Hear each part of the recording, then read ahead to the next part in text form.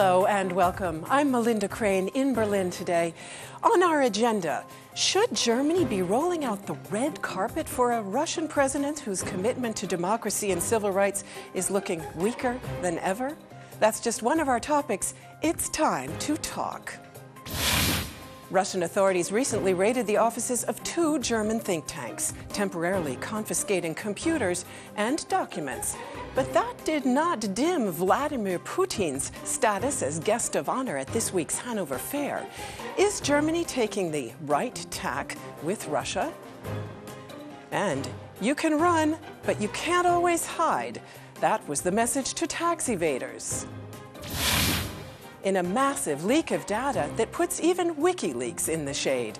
It's provoking new calls to get tough on tax havens. But not everyone's keen on reform, including some within the European Union.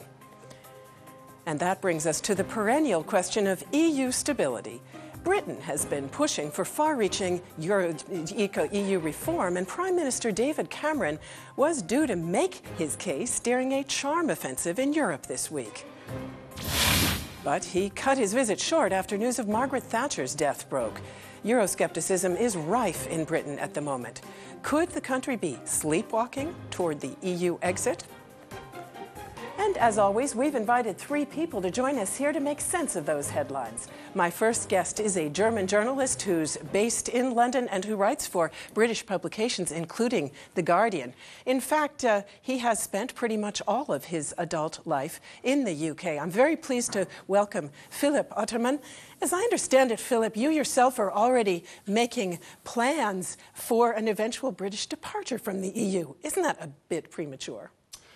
So it's right, I've applied for British citizenship.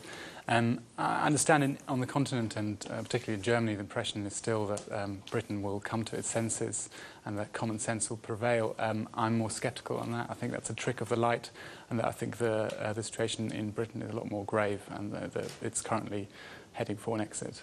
Okay, we want to hear more about why you think that. First of all, though, our second guest, he is a German coordinator for the Tax Justice Network, an alliance of researchers and activists who are determined to root out tax evasion. I'm very happy to welcome Markus Henn. Markus, will modern big data technology possibly spell the end of all of those tax havens and make it impossible to keep the veil of secrecy on which tax evaders depend? I think that such big data analysis can help us, of course, as we have seen, to track tax evaders. However, any technology can also be used to the other side. For example, you can also maybe evade taxes better with such technologies. So we will see who will really be the benefiter of this.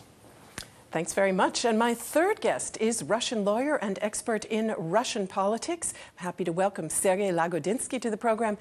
Now, maybe it's not yet the Cold War, but the fact is that East-West relations, Sergey, have been cooling considerably since Putin returned to office.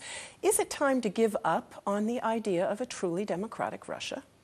I don't think it's time to give up on the idea of a truly democratic Russia as a goal in the future, but we do have to slowly but surely give up the idea that Russia is a democracy or is a true democracy today. Now, Putin's crackdown on dissenters, foreign NGOs, and the internet is posing a growing problem for the German government.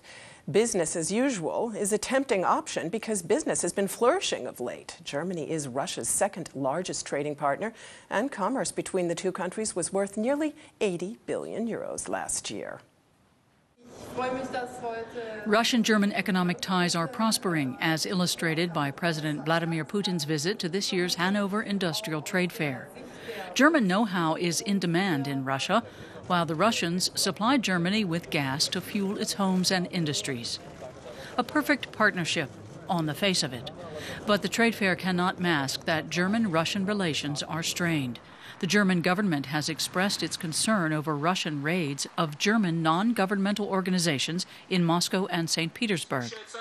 At the end of March, Russian authorities inspected the offices of several NGOs, temporarily confiscating computers and documents. Merkel confronted the Russian president with her concerns about the crackdown. But Vladimir Putin brushed the issue aside by repeating that his government needs to know who is funding the groups. Is it time Berlin took a tougher approach? What do you think, Sergey Lagodinsky? Were you actually disappointed or discouraged by those pictures you saw from the trade fair of Vladimir Putin getting the VIP treatment?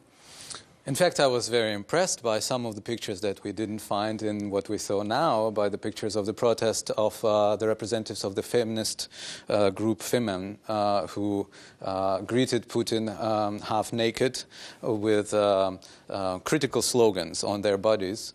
I think this was a very interesting sign, and for some, an encouraging sign of kind of an internalization and globalization of protests against Putin. I think that the fact that he was greeted by protesters both here and in Holland after his next destination, people, representatives from the civil society, from LGBTI groups who are not happy with the developments in Russia. I think all this speaks for the fact that international community is watching Russia more closely than it used to.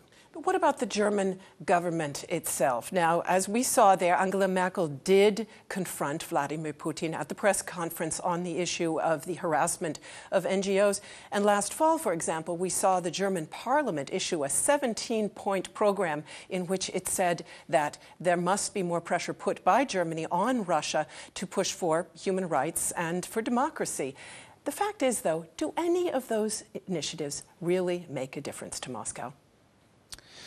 We'll have to see. We know that Moscow is irritated by a lot of initiatives like that. We know the reactions about, to the Magnitsky list, which is issued by the American Congress and will be issued and confirmed by the administration in the United States very soon. We know that Russians and Russian officials, especially the Russian political elite, did not like what is going on in the United States. So there is leverage, and there is a way of dealing with this situation, maybe on a more targeted personal level. And this is what European governments are increasingly thinking about. Interesting that you mentioned the U.S. Vladimir Putin was interviewed here in conjunction with his visit to the Hanover Trade Fair. And when he was asked about the harassment of NGOs, he pulled out a red leather dossier and handed it to his interviewer and said, "This is a law in the U.S. that is no different from our NGO law. We simply want more information on where they're getting their money and from whom." Isn't that a rather legitimate point? And isn't the fact that we do measure Russia with a different standard than we would apply to, say, China?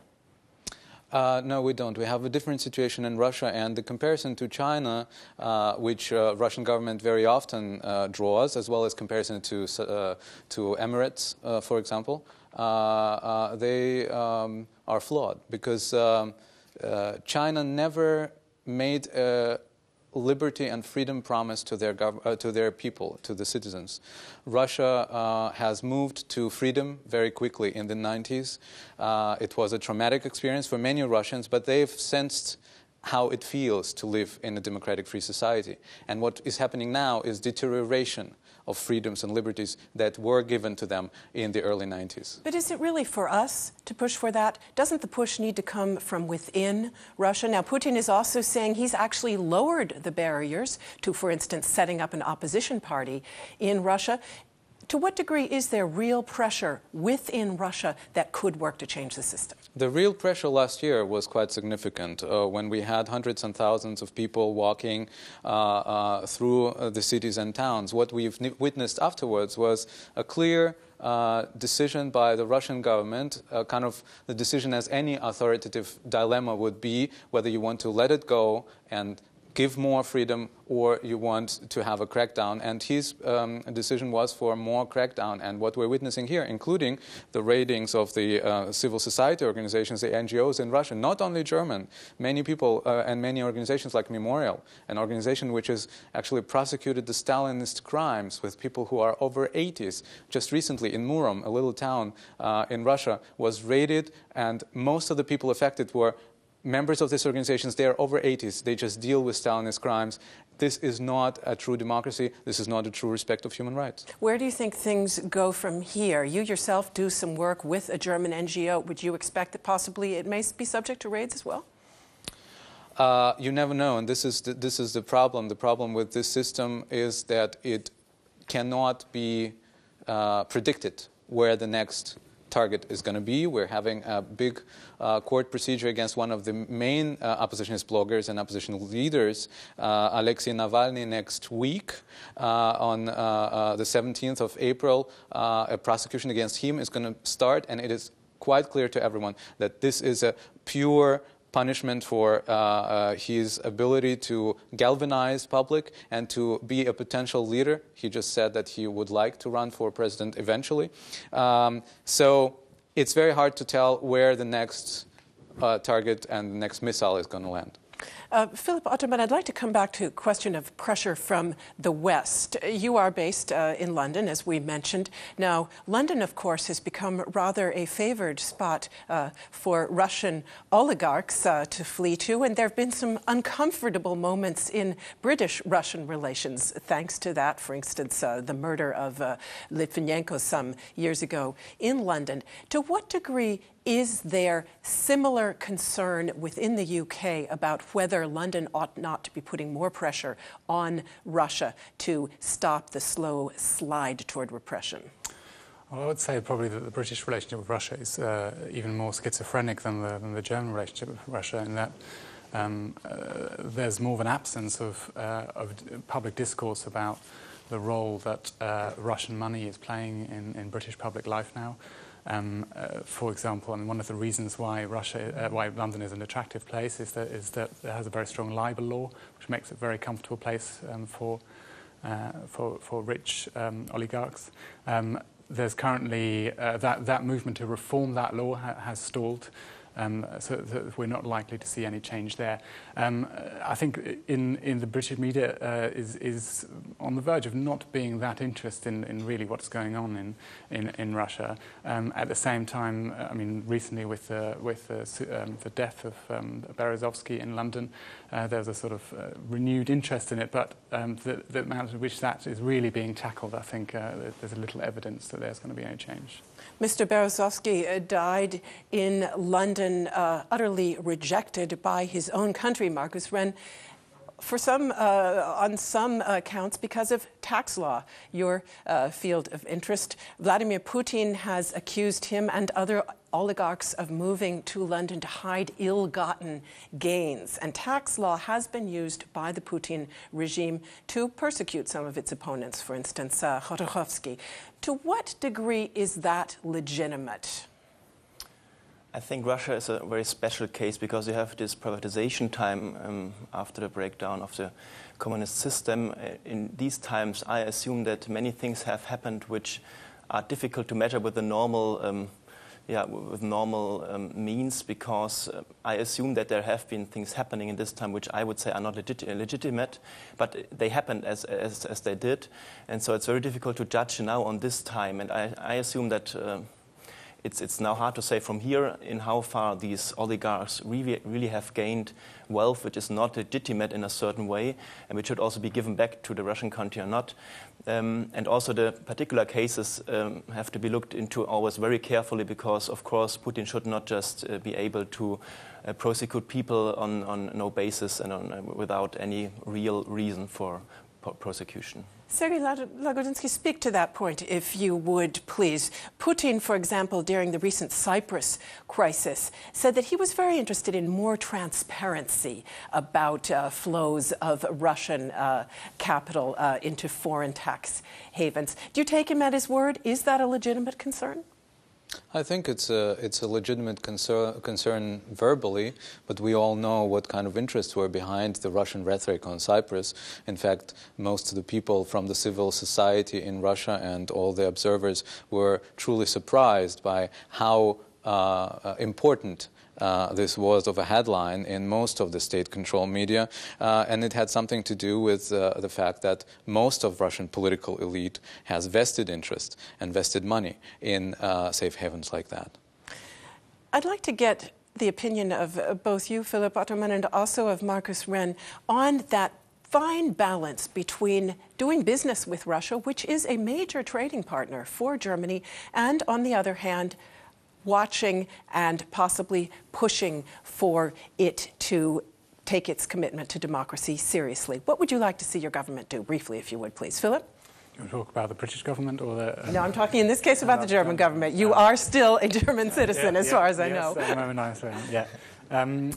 I think one of the sort of rules of political diplomacy is that it makes it a lot easier to criticize someone if you can also show that you have a genuine interest in the country otherwise. So I think in Germany we're still seeing a sort of attitude of criticizing from home and to abroad. I think what we could ideally what we'd see more is for example, German politicians going to Russia and speaking, say, at party conferences or being more present there in the public sphere. I think that's something that German politicians are still very nervous about, but it would actually help to improve the discourse. Markus Renn? I think from a civil society point of view, we always have to take different views and take different critics. For example, we should criticize Putin for what he's doing against German foundations and Russian foundations and Russian organizations and so on. We should criticize the oligarchs if they have accumulated unlegitimate wealth, if the privatization process has been undue from a society point of view in Russia. I think also we should criticize this process, but we should also criticize the German double standard if they criticize Putin, for example, for human rights issues, but at the same time, let's say, cooperate with Saudi Arabia or so and give them weapons and other countries. And so there's a huge double standard which we always should point to. So a very fine balancing act indeed. Many thanks. 2 million documents on accounts held by 130,000 people in 170 countries. That is big data indeed. And in Europe, it comes on top of revelations about a French minister's secret Swiss bank account. So is the air getting thin for tax dodgers? The massive leak of offshore financial records has shed some light on a shadowy realm. Politicians, business people, and celebrities are seeing their dealings in tax havens laid bare.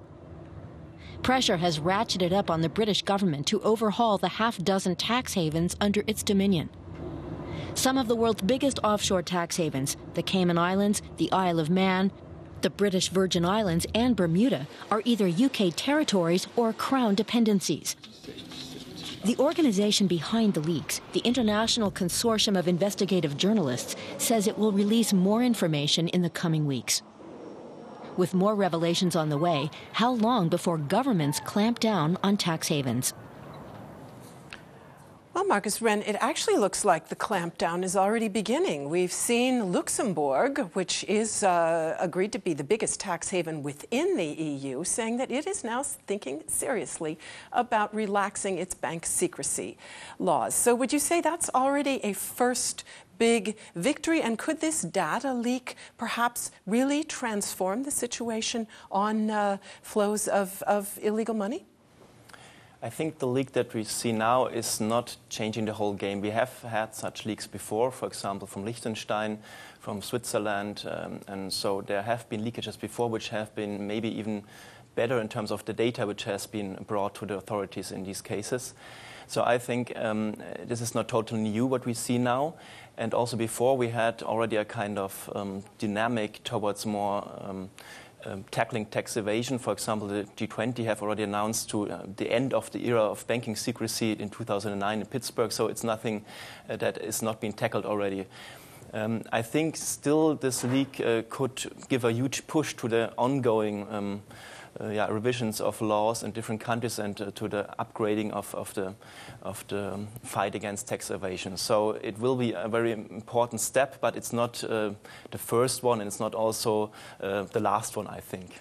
But frankly, for some of those countries, it is very difficult to move away from that system. Many of these places are very, very small countries that don't have much other realistic source of income. Can we really blame them for exploiting what they do have?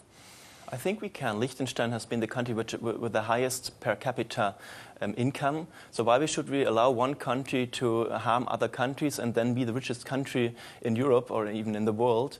And also Luxembourg has a very high per capita income and so on. So I think why should we allow these people to really steal other countries' wealth and then be amongst the richest? I think there's no moral reason for allowing this.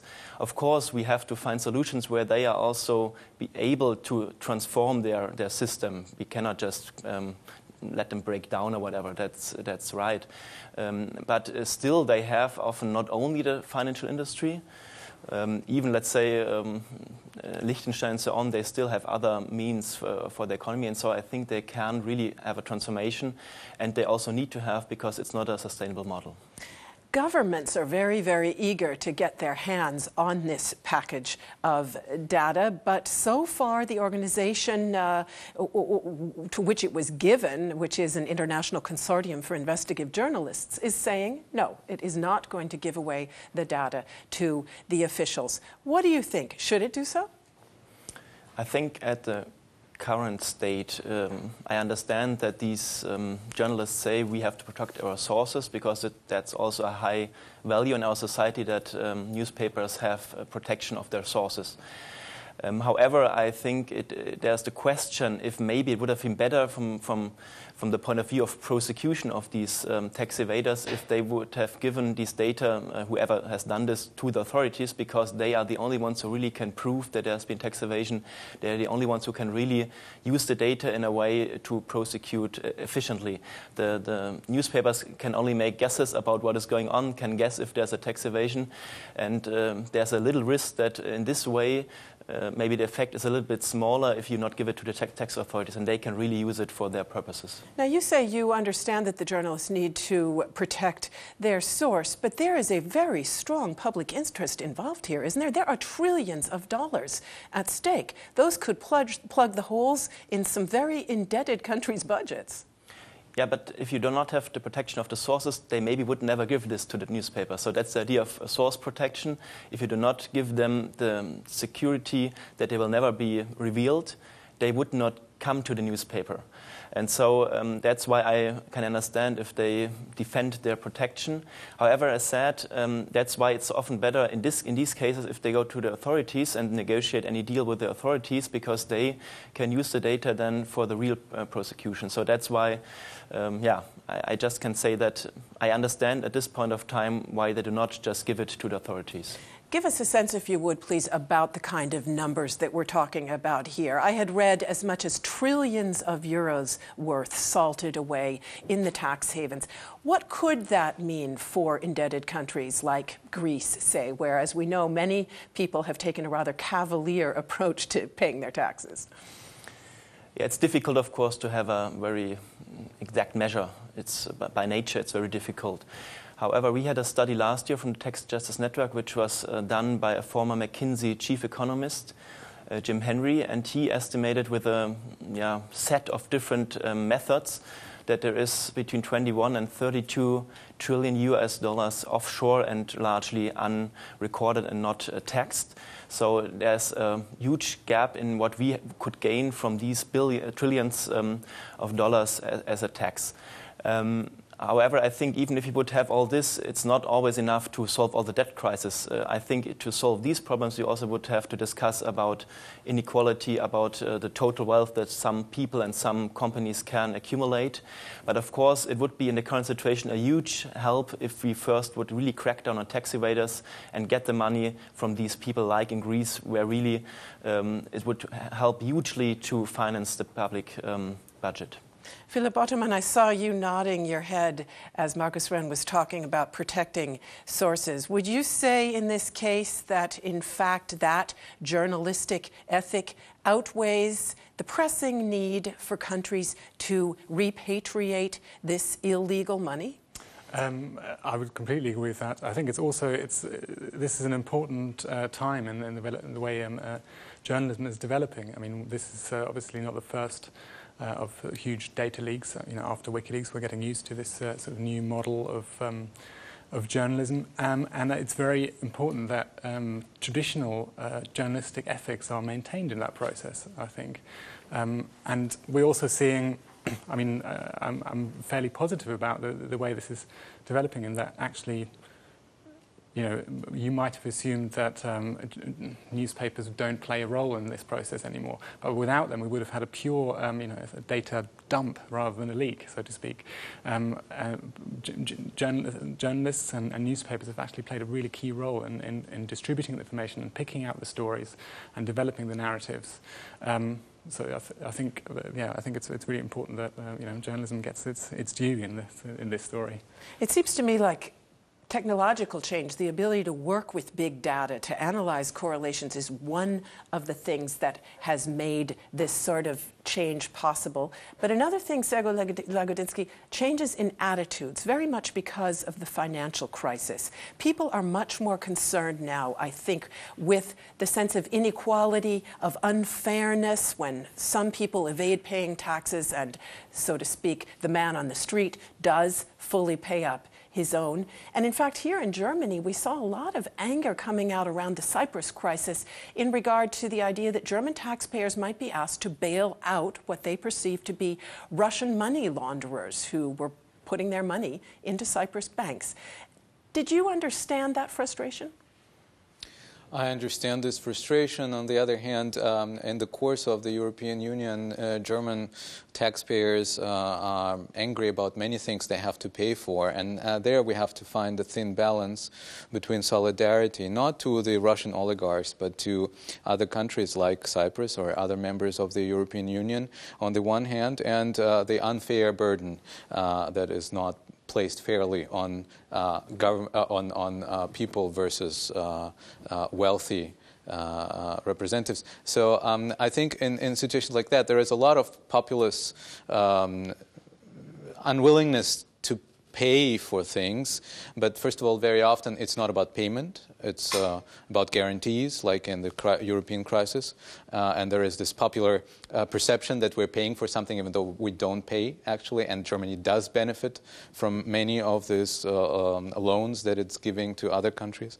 And on the other hand, indeed, the question of fairness, I just think it has to be discussed on a different level, not on a popular kind of everyday discussion level, but on the level of what regulations we want to have in order to avoid situations like those with safe haven, etc., in order to prevent this situation. Markus, Henn, do you think changing attitudes because of the crisis could possibly make international reform more feasible than it's been in the past? Definitely there has been a change. Rhetorically, definitely, there has been a huge change on paper.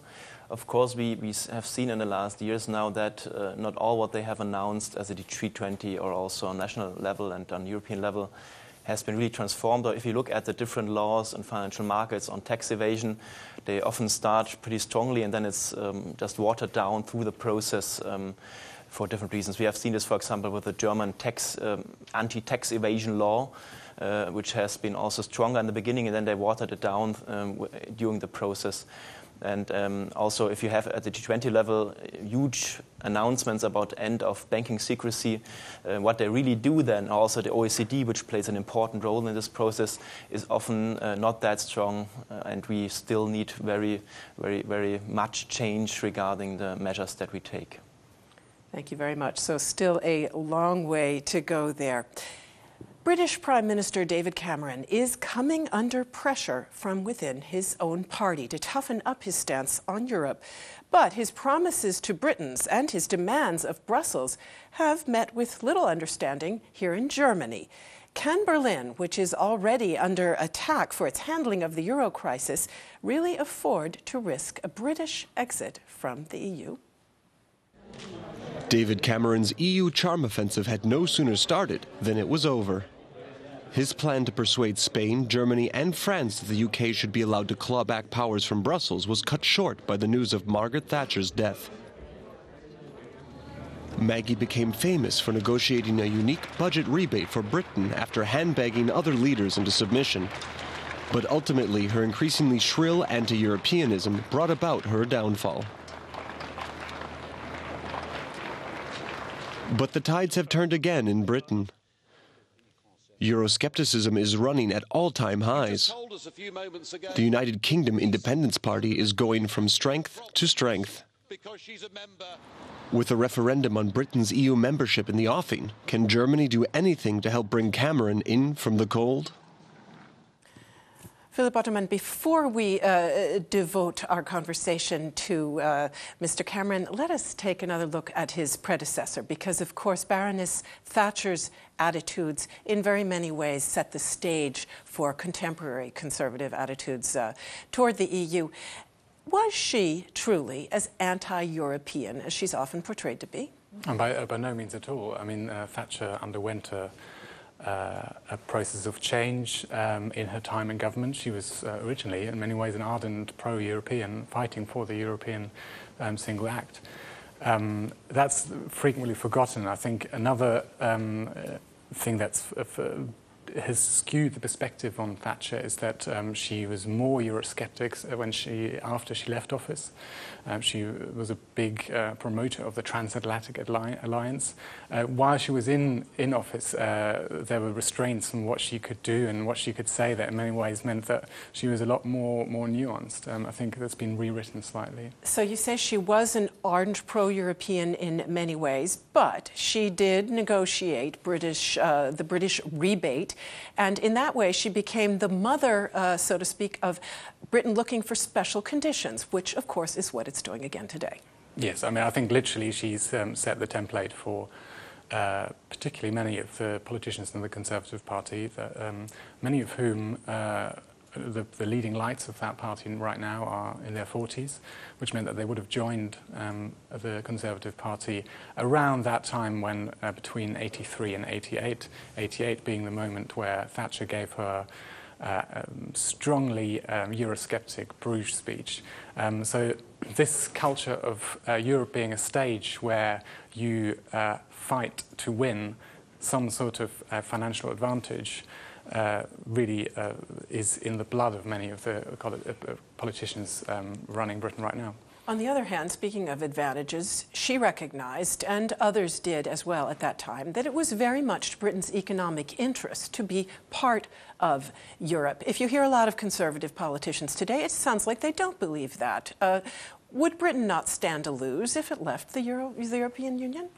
Certainly. I mean, there would be all sorts of disadvantages which, if they came true, I think would shatter the myth of British common sense. I mean, exports would become incredibly expensive following tariffs that undoubtedly would be introduced. It's frequently forgotten that Britain has more expats living in outside Britain, in the rest of Europe, than any other European country. Whether those people would be able to stay and run business in the way they do now is another question, of course. You mentioned common sense. Now, this referendum that Mr. Cameron has promised to hold, it would not actually take place until 2017. That's a long way off. Don't you think that by the time we got there, the British public would come to its senses and vote against an exit? And that's certainly the line that I think respectable publications like The Economist would propose. They would say that this rhetoric of repatriating powers will eventually crumble, so that it would become quite clear that laws like the Working Time Directive, which the Conservative Party has got used to complaining against, even if they were to take it back to Britain, they would have to replace it with something very similar. Okay, that's one option. I think what people overlook, though, is that in Cameron they have someone who is, in a way, as Europhile as it gets within the Conservative Party. People also overlook that on the left, in the past, Britain used to have when the Conservatives were pro-Europe, the left used to be anti-Europe. Then that changed in the 80s. The Conservatives became anti-Europe and the left became pro-Europe. At the moment, I think people haven't quite noticed that actually both the left and the right are pretty Eurosceptic altogether. They look at Europe and see something completely different, perhaps. But, for example, for Labour politicians, it's much harder now to argue for the advantages of argue for a social Europe in the way they were able to at the time of Jacques Delors, for example. Now, you recently wrote an article that made an impassioned plea for Germany to put more pressure on Britain, or to make the case much more strongly for Britain to remain within the EU. But how much leverage would Germany really have in the UK these days? If I look at some of the recent headlines, let me just quote one. This week, the Fourth Reich began. That was in relation to the Cyprus crisis and the fact that Germany was perceived in Britain to have dictated the terms. That hardly sounds like an atmosphere where people are going to be receptive to listening to a German case. Well, I think in many ways headlines like that are deceptive to an extent of not necessarily an indicator of the temperature of Anglo-German relations at the moment. I think in many ways they're completely going against the grain of what we saw last year, which is where we saw not only politicians from both sides of the political spectrum repeatedly writing articles in the national press making the case for what we can learn from Germany. There's a widespread Germanophilia almost for German culture, craft work, selling out 6 successive shows in a row at the Tate Modern, German novels being in the bestseller lists. There's a widespread admiration for the way German football has developed in a way that's a lot more affordable and yet just as fun and successful as British football. So I think it's easy to overestimate the British press and a couple of sensationalist headlines. I think there's actually, particularly now that Britain is moving away from Europe, it is really keen to look at what Germany thinks of itself, and I think there's a sort of Cameron is clinging on to Germany, is hanging on to what Angela Merkel might say to the country's current course. Sergey Lagodinsky, what do you think about the possibility of a British exit? Is that something that leaves you relatively indifferent, or do you think it would be a mistake? I think it would be a disaster for the European Union as a concept. It will be also very problematic in terms of how European Union is viewed from outside. I think European Union is viewed now, because we have a country like Great Britain who does have special rights and special privileges, as a union where diversity between states is possible. And I think this is the core question that we have to face and have to talk about now in terms of European Union. How much diversity between states do we want to have in terms of allowing national states to go their own paths, but at the same time unify certain areas of our lives, like social union or banking union. And I think this would be a big hit towards this idea of being together but still being different. Markus, Henn, within your own area, Britain also one of the outliers. A number of those tax havens are either within Britain or under its protection.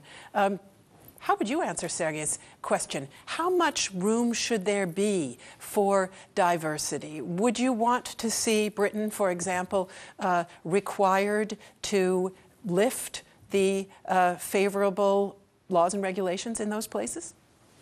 Definitely. We think that Great Britain is a very problematic part of the tax haven world, because they have their spider net of small islands like the Cayman Islands, Bermudas and so on, affiliated to their legal system, and which enables companies to use these tax havens. And the Brits definitely tolerate this, even though sometimes they claim they have no influence on these islands, but they definitely have, and they tolerate this.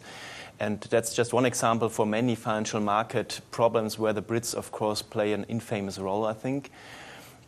So in this respect, I would say if they remain in the EU, of course, they need also to somehow tackle these structures. However, I think there is also partly legitimate criticism. If I think of the German role in the Euro crisis, I can understand if the Brits are a bit worried about what Germany is doing and about the role they are playing. So I think we really have to look at the different issues and then say if, from our point of view, there's a legitimate criticism or if it's not. Philipp Oltermann, likelihood is there that London would go along with true banking reform? That's one of the areas where there has been a great deal of pressure, and it has not had much effect so far. I guess it's all dependent really on where the politicians steer the country. Whether, I mean, certainly outside the EU, I think it's questionable whether the city as it exists now would really carry as much weight. So, I mean, isn't that a major reason why they are unlikely to leave? It's hard to imagine London retaining its place as a financial centre. Exactly. So that's precisely why one of the few people who are making the pro-European argument in British public life are people from banking. Of course, they're not the people that are being most listened to and most liked at the moment, so that complicates the process even further. Britain does have some banking reforms in place, but the tenor of it is quite different. It's not a matter of chucking the principles out. It's just making tighter controls, introducing all sorts of new laws around the edges. Whereas something like a financial transaction tax, there's been a lot of resistance to that in Britain and within the City of London. That, in turn, then has led to a sense that Europe is ganging up on Europe. So it's almost whatever happens, the press can find a way of interpreting it as an argument for moving out of Europe. Markus, Henn, briefly, if you would please. Philip touched on the fact that there are some very ambivalent attitudes toward Germany, not only in Britain. We've seen Germany, which was so long, so eager to be liked, assume an image in much of Europe as the big bad giant. How does that feel for you as a German? I fully, I'm very supportive of the UK also being in the European Union. I'm also very fond of the UK. I've been there also in London for some months. I lived there and I really like this country. So I think really we should try to come together. That's my point of view. Thank you very much to all of you for being with us today, and thanks to all of you out there for tuning in to this week's edition of Agenda. See you soon.